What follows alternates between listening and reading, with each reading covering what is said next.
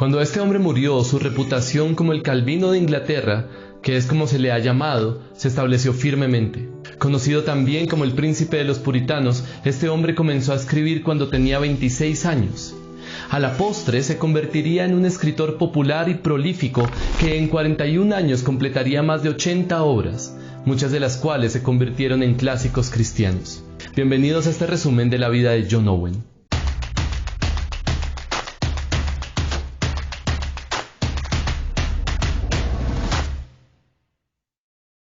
John Owen nació en 1616. Creció en un hogar cristiano en un pequeño pueblo ahora conocido como Stadhampton, a unas 5 millas al sureste de Oxford.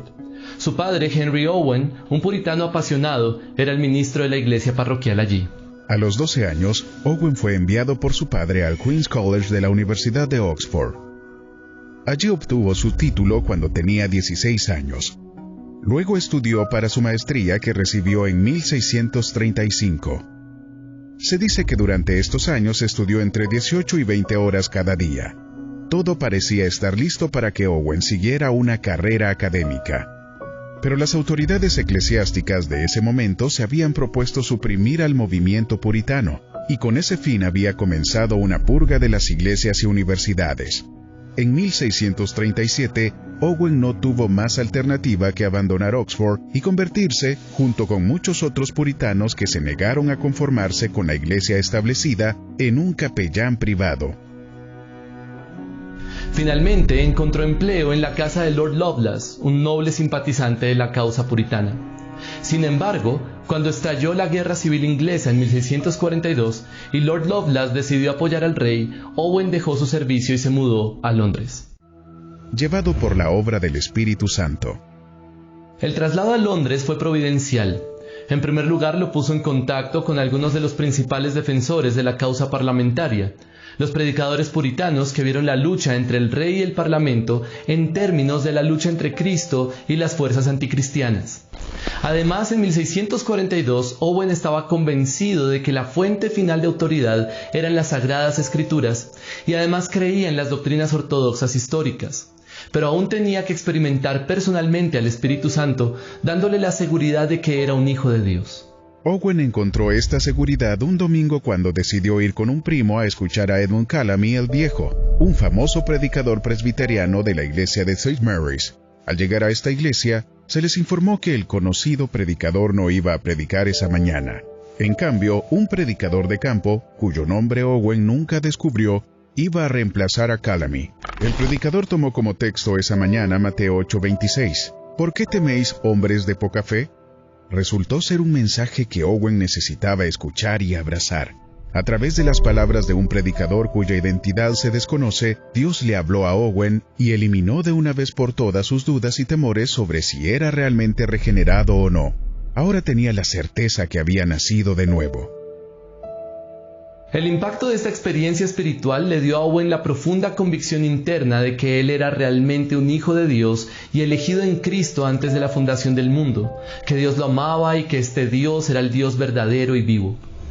En términos prácticos, significó un interés de por vida en la obra de Dios a través del Espíritu Santo que se publicaría 30 años después en su monumental estudio del Espíritu Santo, un discurso sobre el Espíritu Santo, que en muchos sentidos es el mejor estudio de la obra del Espíritu Santo escrito en inglés. Un predicador cercano al poder. En 1643 le ofrecieron a Owen el pastorado en el pueblo de Fordham. En 1644 Owen se casó con Mary Rooke. Ella le dio 11 hijos, pero lamentablemente solo una hija sobrevivió hasta la edad adulta. En el mismo año que se casó con Mary, también se convirtió abiertamente del presbiterianismo al congregacionalismo. Owen estuvo en Fordham hasta 1646 cuando se convirtió en ministro de la iglesia en la ciudad comercial de Covershall, después de predicar un notable sermón ante el parlamento ese mismo año. Allí, hasta 2,000 personas se congregarían en la iglesia cada domingo para escuchar a Owen predicar. Durante estos tiempos tumultuosos, Owen se identificó claramente con la causa parlamentaria.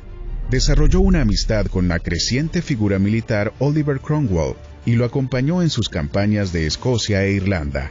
Aunque estuvo enfermo en gran parte de este tiempo en Irlanda, Owen permaneció allí desde agosto de 1649 hasta febrero de 1650. Predicó con frecuencia en muchos lugares allí. Cuando regresó a Inglaterra, trató de convencer al Parlamento de la necesidad espiritual en Irlanda y los persuadió de la necesidad de llevar el Evangelio allí. A principios de la década de 1650, Owen se había convertido en uno de los principales asesores de Cromwell, especialmente en asuntos nacionales relacionados con la Iglesia. Hay pocas dudas de que Owen fue un firme defensor de Cromwell en este periodo. Sin embargo, cuando se instó a Cromwell a convertirse en el monarca de Inglaterra en 1656, Owen fue uno de los que se opuso a esta idea. Al final resultó que Cromwell no aceptó la corona. Pero la amistad de Owen con Cromwell se había dañado y los dos hombres nunca volvieron a estar cerca. Luchando a favor del puritanismo. Cromwell había designado a Owen para la supervisión de la Universidad de Oxford en 1652 como su vicecanciller. Desde esta posición, Owen ayudó a volver a reunir a la facultad que había sido dispersada por la guerra y a volver a poner en pie a la universidad. También tuvo numerosas oportunidades de predicar a los estudiantes en Oxford.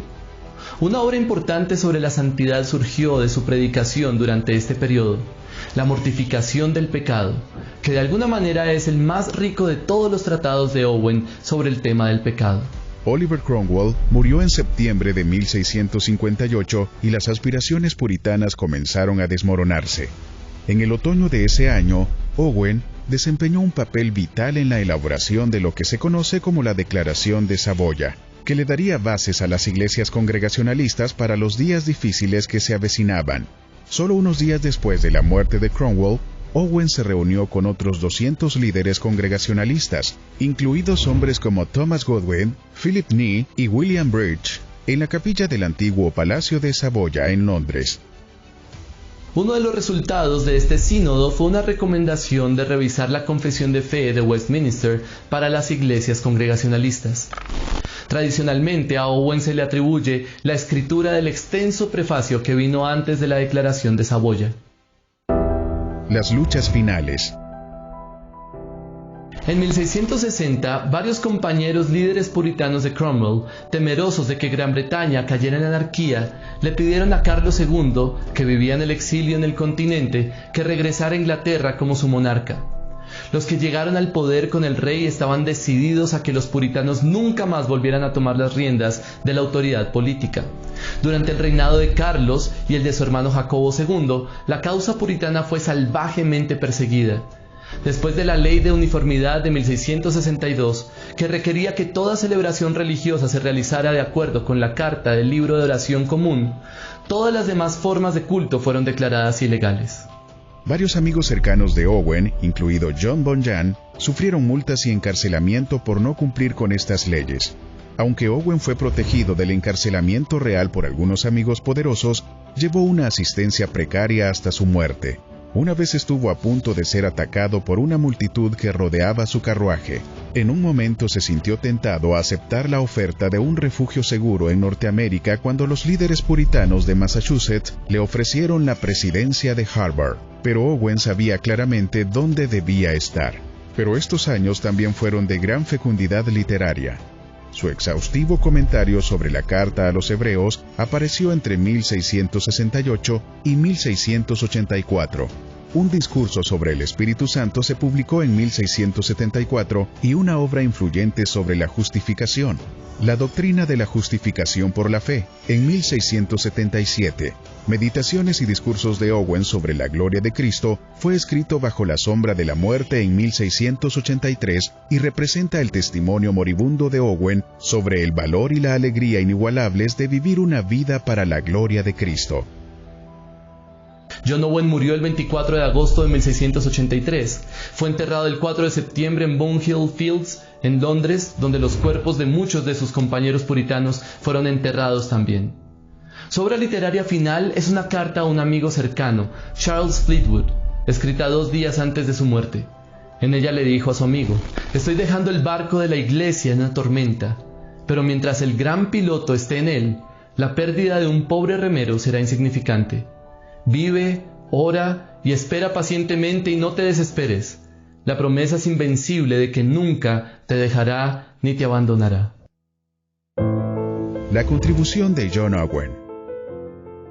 Con tanta diversidad de obsequios y con una biblioteca de obras tan grande, es difícil aislar una contribución de Owen que se destaque por encima del resto. Algunos lo han llamado el teólogo del teólogo, lo cual es memorable y apropiado.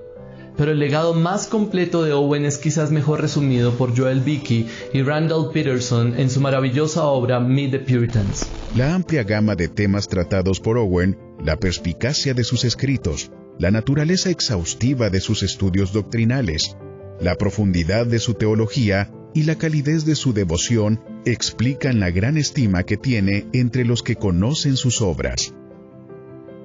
Charles Spurgeon llamó a John Owen el príncipe de los puritanos. Muchos consideran que el pensamiento de Owen se puede comparar con el de Tomás de Aquino y Juan Calvino. Si es así, estaríamos ante uno de los más grandes teólogos sistemáticos del cristianismo y sin duda alguna ante el más grande teólogo puritano de Inglaterra. La relevancia teológica de Owen puede resaltarse en su énfasis teológico y práctico, combinados de una manera maravillosa. Owen era ante todo un pastor y su teología buscaba ayudar espiritualmente a los creyentes de las iglesias en las que ejerció su ministerio. Una infinidad de pastores y teólogos evangélicos han sido influenciados por este teólogo puritano. Desde J.I. Packer y Martin Lloyd-Jones hasta Sinclair Ferguson, también influyó mucho en A.W. Pink y en el célebre mártir misionero Jim Elliot. ¿Y tú, qué piensas? ¿Crees que la profundidad teológica y la sensibilidad espiritual pueden convivir juntas? ¿De qué forma crees que el amor por las Escrituras nos puede impulsar a servir al Señor con mayor fervor? ¿Cuáles fueron los aspectos de la vida de John Owen que más te han inspirado? Déjanos tu opinión en los comentarios, pero también suscríbete y activa la campanita para ver más videos como este.